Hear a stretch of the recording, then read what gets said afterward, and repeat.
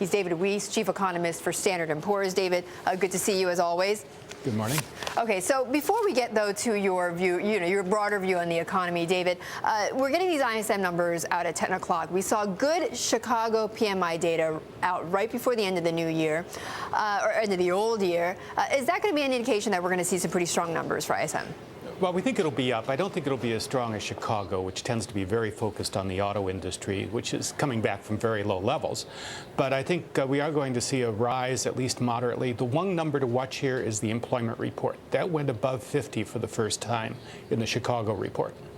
It did, but as I recall from reading some reports, it got revised down, though, early to 47.6 from 51.2, which is what you just referred to. Right. Does that tell you that this revision, though, since it is very key, means that there's more troubles ahead in the employment market?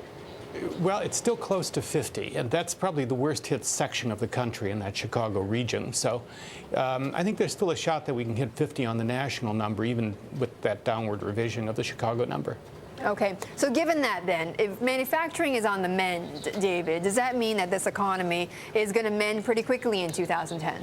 I think it's going to be a slow haul. As you know, Vice Chairman Cohen said, it's going to be a weak consumer. You're just not going to get that strength. And the consumer is 70% of the economy. If he doesn't bounce back, the economy can't bounce back. Okay, then give us more specifically, what's your view then? What's going to happen in 2010? Give us a blow-by-blow. I think this is going to be a half-speed recovery. Normally, the first 4 quarters of an economic expansion has growth close to 5%. We think this time it'll be about 2.5%. Housing is starting to improve, but there's a lot of homes out there that still have to be sold, especially the ones that are in process of foreclosure.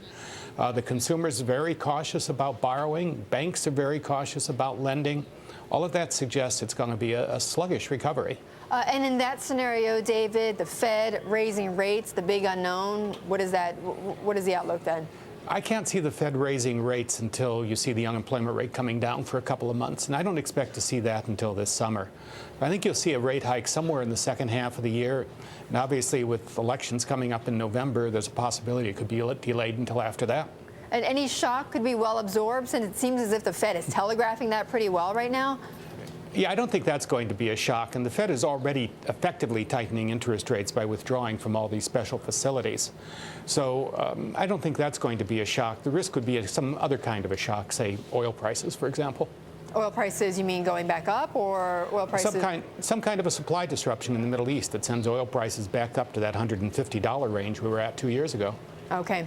Okay, David, we'll be watching out for that. But good to talk with you as always, David Wyss of Standard & Poor's.